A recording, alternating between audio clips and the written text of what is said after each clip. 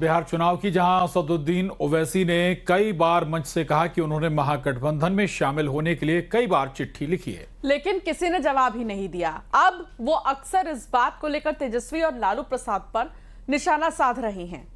यहाँ यात्रा के दौरान कटिहार में उन्होंने एक बार फिर इस बात को दोहराया है, जिस पर महागठबंधन ने भी खुलकर जवाब दिया।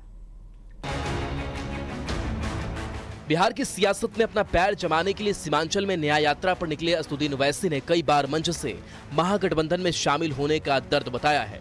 वो हर बार मंच से इस बात को दोहराते हैं कि उन्होंने आरजेडी नेताओं को चिट्ठी लिखकर महागठबंधन में शामिल होने की इच्छा जताई थी, लेकिन कोई रिस्पॉन्स नहीं मिला। वहीं अब एक बार फिर से कटिहार में उन्होंने इसी बात को दोहराते हुए तेजस्वी यादव और लालू प्रसाद पर जमकर निशाना साधा। हमने सब कोशिश कर ली गठबंधन में जाने के लिए, खत लिख दिया लालू जी को, तेजस्वी को।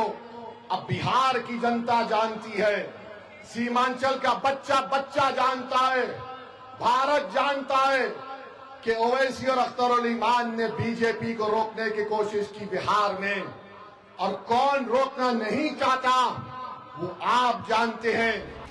ओवैसी भले ही बार बार बयान देकर भले ही ये बताने की कोशिश कर रहे हैं कि वो महागठबंधन में शामिल होना चाहते हैं, लेकिन कांग्रेस ने साफ कर दिया कि महागठबंधन में उनके लिए कोई जगह नहीं है।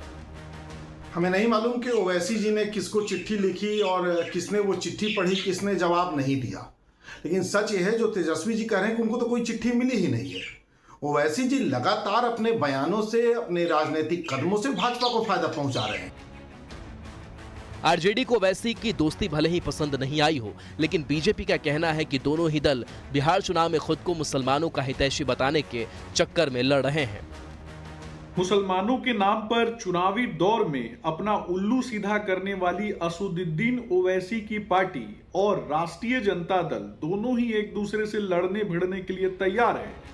वहीं जेडीयू ने ओवैसी के बयान पर तंज कसते हुए कहा कि ओवैसी ये सब सीमांचल में मुसलमानों का वोट पाने के लिए कर रहे हैं। ओवैसी साहब और राष्ट्रीय जनता दल में जिस प्रकार से ठनी है, ऐसा लगता है कि दोनों एक दूसरे को औकात बताने के लिए चुनावी समर में जा रहे हैं। ओवैसी ने कई बार मंच से इस बात को स्वीकार किया कि वो महागठबंधन में शामिल होना चाहते हैं, लेकिन जिस तरह से महागठबंधन ने उन्हें नकारा है, उसी के बाद वो लगातार आरजेडी पर हमलावर हैं। अब ऐसे में सीमांचल की सियासत काफी दिलचस्प हो गई है। न्यूज़ 18 के लिए कटिहार से सुब्रत गुहा और पटना से संजय कुमार की रिपोर्ट।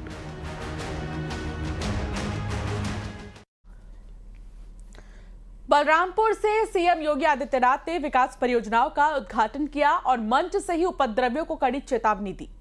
सीएम योगी ने कहा कि विकास में बाधा डालने वालों को बरेली जैसी सजा मिलेगी। यही नहीं, अगर उपद्रव किया तो उपद्रवियों को बिना मांगे जहन्नुम का टिकट काट देंगे। रिपोर्ट देखिए।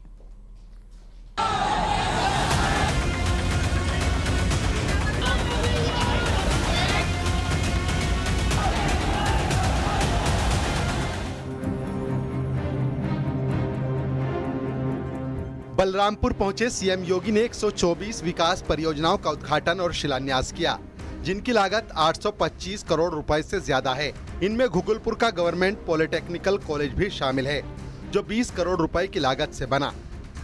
विकास की सौगात के बीच सीएम ने बरेली हिंसा पर करारा निशाना साधा। 26 सितंबर को बरेली में आई लव मोहम्मद पोस्टरों को लेकर हुई झड़पों का जिक्र करते हुए उत्तर प्रदेश के विकास में बाधा बनने वाले उपद्रवियों को कड़ी चेतावनी दी। अगर उपद्रव करोगे तो वैसे ही पिटोगे जैसे बरेली में पीटे गए हो। ये वही लोग हैं जिन लोगों के दंगों के कारण प्रदेश में कोई निवेश नहीं आता था, कोई उद्योग नहीं लगता था, कोई विकास का कार्य नहीं हो पाता था। और आज पिछले 8.5 वर्ष के अंदर उनकी मंशा सफल नहीं हुई। अब नए नए तौर तरीके अपनाने का कार्य कर रहे हैं, लेकिन याद रखना होगा, वे जितना सोचते हैं उससे ज्यादा हमारी पहले से तैयारी रहती है। और जब भी दुस्साहस करेंगे ऐसे ही पिटोगे जैसे बरेली के अंदर पीटे गए हो। सीएम योगी ने आगे चेतावनी देते हुए कहा कि अगर उपद्रव किया तो उपद्रवियों को बिना मांगे हम जहन्नुम में जाने का टिकट काट देंगे। आज चौराहे चौराहे पर जाकर के कितने कमजोर और कायर हैं, छोटे छोटे बच्चों को जिनके हाथों में कलम होनी चाहिए, जिनके हाथों में नोटबुक होनी चाहिए, जिनके हाथों में विज्ञान और गणित की पुस्तकें होनी चाहिए, उनके हाथों में आई लव मोहम्मद का पोस्टर देकर के, तख्तियां देकर के समाज में अराजकता पैदा करने का कार्य कुछ लोग कर रहे हैं। इनको यह भी नहीं मालूम कि उनकी जिंदगी तो बर्बाद है ही है, लेकिन इन बच्चों की भी जिंदगी को ये लोग बर्बाद करने पर उतारू हो रखे हैं। लेकिन सरकार इस प्रकार की अराजकता को कतई स्वीकार नहीं करेगी, कतई स्वीकार नहीं करेगी। और जिसने भी कानून को हाथ में लेने का प्रयास किया, जो भी राह चलते हुए राहगीर पर हमला करेगा, जो भी बेटी की सुरक्षा पे सेंध लगाने का कार्य करेगा, और जो भी व्यापारिक प्रतिष्ठानों में आगजनी करने का दुस्साहस करेगा, जो भी पर्व और त्योहारों में उपद्रव करेगा, उसको हम पहले से इस बारे में कह देंगे कि उसको बिना मांगे जहन्नुम में जाने का टिकट हम काट करके दिला देंगे।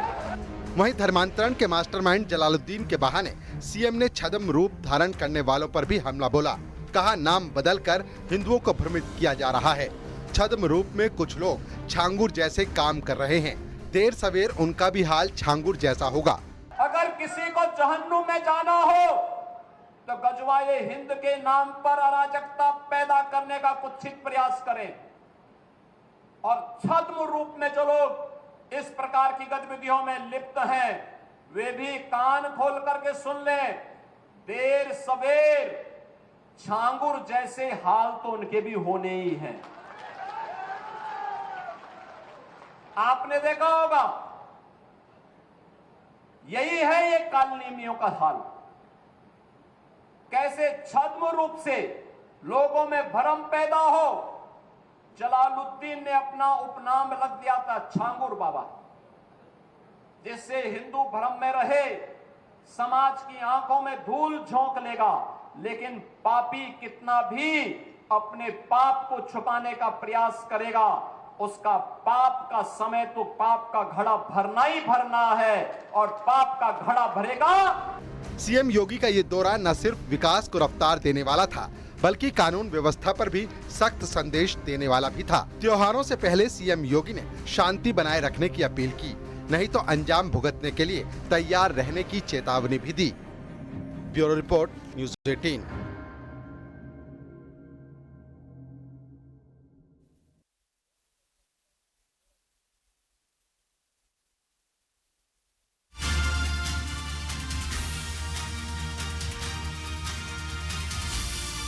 लेकिन लता जी को सुना तो ऐसा लगता कि सरस्वती माँ का सीधा कंठ उनके पास पहुँचता है।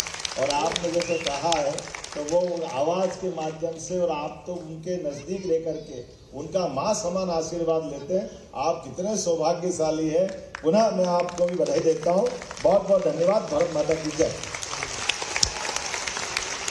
बहुत बहुत धन्यवाद माननीय मुख्यमंत्री जी। और आज का ये स्वर्णिम अवसर है जब एक और बहुत ही सुप्रसिद्ध गायक हमारे बीच है, श्री अंकित तिवारी जी हैं।